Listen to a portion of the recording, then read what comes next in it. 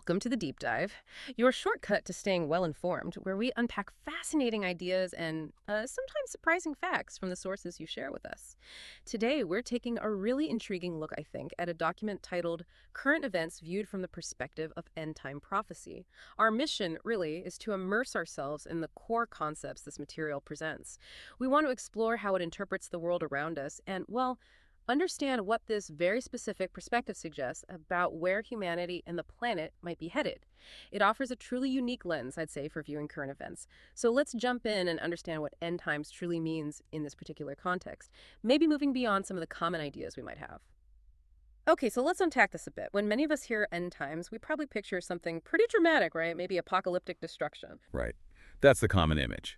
But what the document does straight away is clarify that end times isn't about the Earth exploding or all life just, vanishing. Instead, it's defined very specifically as, and I'm quoting here, the end of man's will to guide events and developments on Earth and its environs, both material and non-material. Huh. So it's not about a physical end, but like a shift in who's in charge, a change in guidance. Exactly. It's a profound redefinition, really, that sets the stage for everything else the source talks about. Less an end, more a radical redirection of, well, will or power. That's a fundamentally different starting point. So can you tell us about the other key concepts, the ones this perspective introduces, to build on that? Absolutely. Yeah, to really get this viewpoint, there are three core ideas that are crucial. First, there's truth. It defines this as the overriding laws that sustain and govern the operations in creation. It also calls it the will of the Creator. Okay, so like fundamental cosmic principles, almost physics, but maybe spiritual. Kind of, yeah, the underlying operational laws. Then we have the millennium. This is presented as the specific time period given for mankind to fully adapt our will, our ways to this truth. Like a transition period. Or a learning period. Exactly. You could call it a dedicated time frame for humanity's re-education, maybe realignment. And finally, there's the kingdom of God on earth. Now, this isn't a physical place in the usual sense. It's described more as a state where, and again quoting, only that which is fully aligned to the will of the Creator, i.e. truth, will be allowed in order to exist on earth and in creation.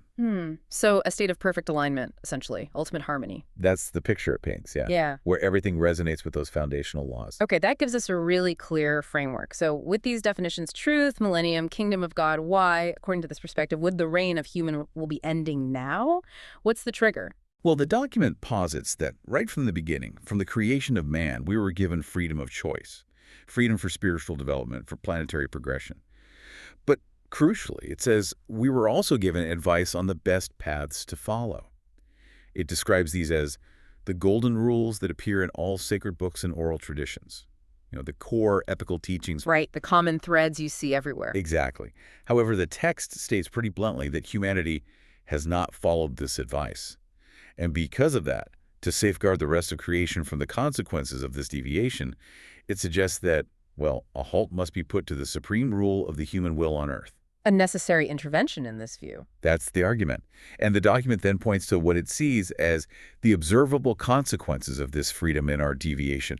It lists things like, well, murder, wars, hatred, bigotry, and the proliferation of what it calls the deadly sins: greed, lust, envy, pride, sloth, anger, gluttony.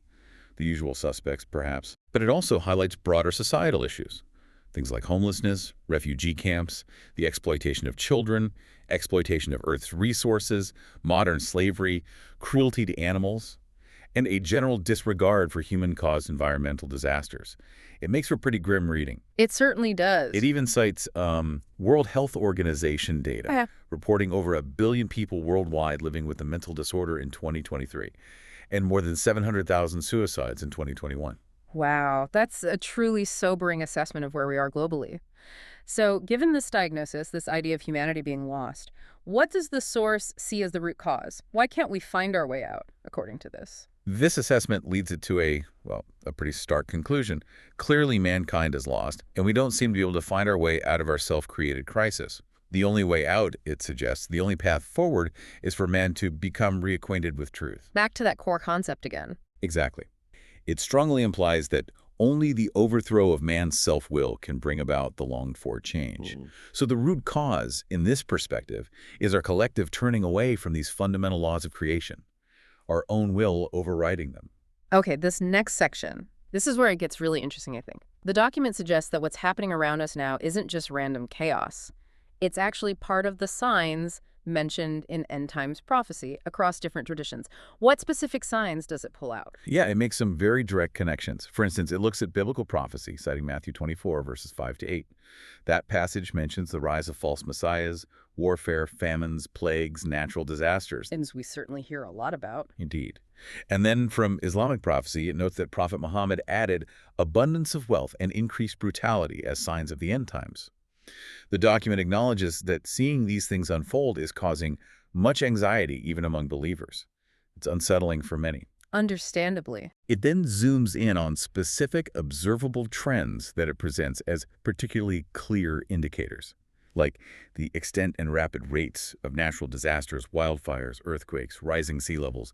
These are presented as clear signs that something unusual is happening. More than just normal cycles. The interpretation here is that it logically suggests increased activities of the forces of nature, preparing the Earth for its purification, a sort of planetary cleansing process beginning. Purification. Okay.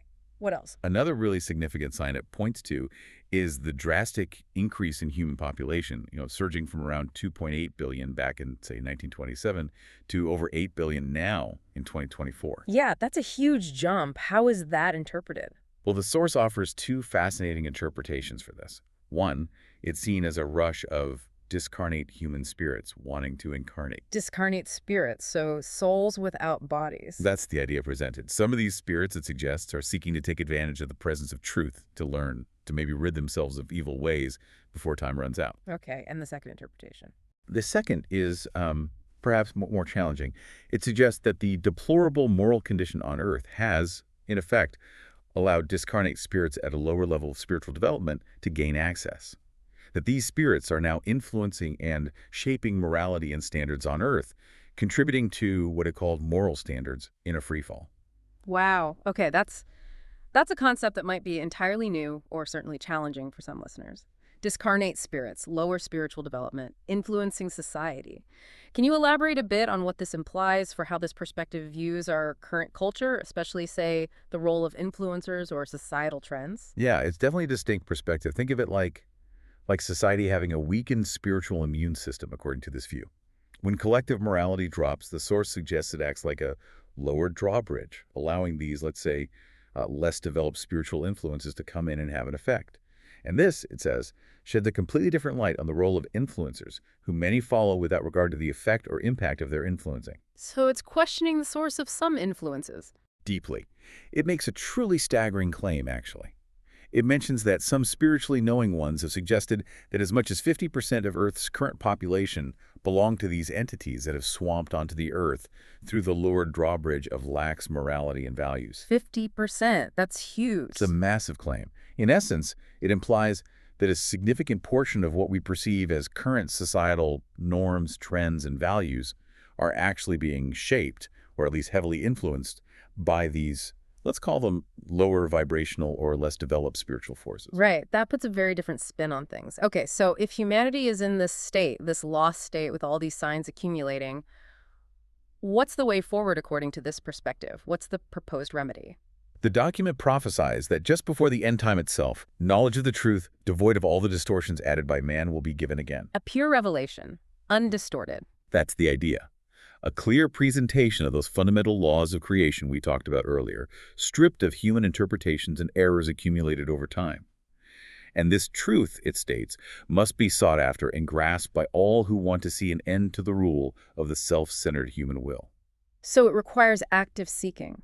Yes, and it links back to that idea of self-will, which isn't just basic selfishness, but more that fundamental human tendency to prioritize our own desires, our own logic, above these overriding laws of creation.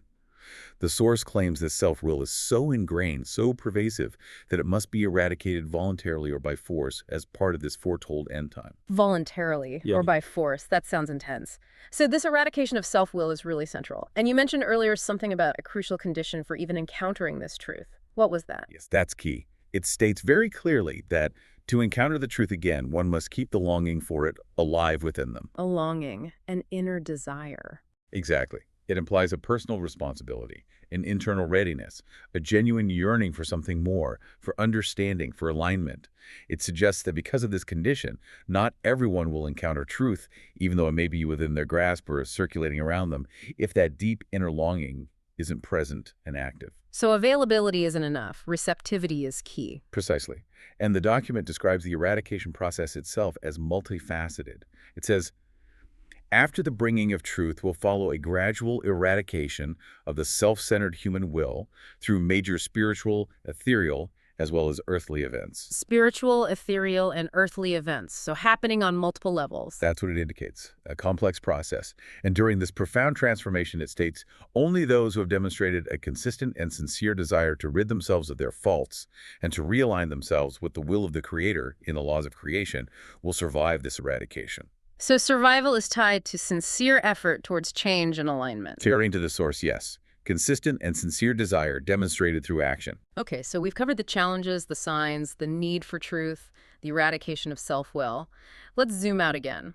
What does this perspective suggest happens after? For those who do navigate this transformation, who survive this purification, what's the picture then? Right. For those survivors, the source describes a period of another intensive spiritual schooling. Mm-hmm. This is a time when they will apparently learn to use the tools with which we are endowed to become real human spirits as we should be in creation. Tools we're endowed with, like latent abilities. It seems to imply that yes. So think of it maybe like a cosmic training program or a spiritual boot camp, if you like, designed to help humanity finally shed those negative tendencies and truly align with this truth. This specific schooling period is what it identifies as the millennium from biblical prophecy, and it estimates its length at about 1,000 Earth years. 1,000 years, that's quite a long schooling period. It is in human terms, yeah. Its stated purpose is for mankind to use this newly revealed, pure truth to consciously rid ourselves of all evil traits and tendencies that we still carry within. And after this period, the document is very clear. No one with any evil trait or tendencies will be allowed to remain or to incarnate on Earth. A final purification. Wow. And does it connect this to anything happening now or projected to happen? Interestingly, yes. It mentions a projected drastic reduction of human population on Earth starting by the third decade of this century. It notes this is a scientific prognosis discussed elsewhere. Okay. Within this prophetic framework, though, some interpret this potential reduction as part of the prophesied cleansing. So linking demographic shifts to this spiritual process. Yes, essentially seeing it as part of the elimination of those who show no inclination to abandon their evil ways. The idea presented is that this reduction would, perhaps paradoxically, give those who do genuinely wish to change a better opportunity to work on redeeming themselves, free from corrupting influences. That's a challenging way to view population dynamics. Does it mention other traditions? It does, yeah. It finds it fascinating how similar themes appear across different cultures and times. For instance, it points to Hinduism, which has prophecies that before the age draws to a close, Harihara will simultaneously dissolve and regenerate the universe. Dissolve and regenerate. A cycle of ending and renewal. Exactly. Right. And the Incas, too. They believed that a great change will turn the world upside down, nearly tearing it apart. Then peace would rise again from its ruins. Again, upheaval followed by peace. Right. And then, of course, it mentions that both the Christian Bible and the Quran talk about a final judgment of man, followed by the establishment of a new heaven and earth, or what this source calls the kingdom of God on earth. So a common thread across traditions? Profound transformation leading to some kind of renewed or perfected world. That's the connection the source makes, yeah. So, bringing this all together, what does this mean for you listening to this deep dive right now, this particular perspective? It really seems to emphasize a powerful sense of urgency, doesn't it? It absolutely does.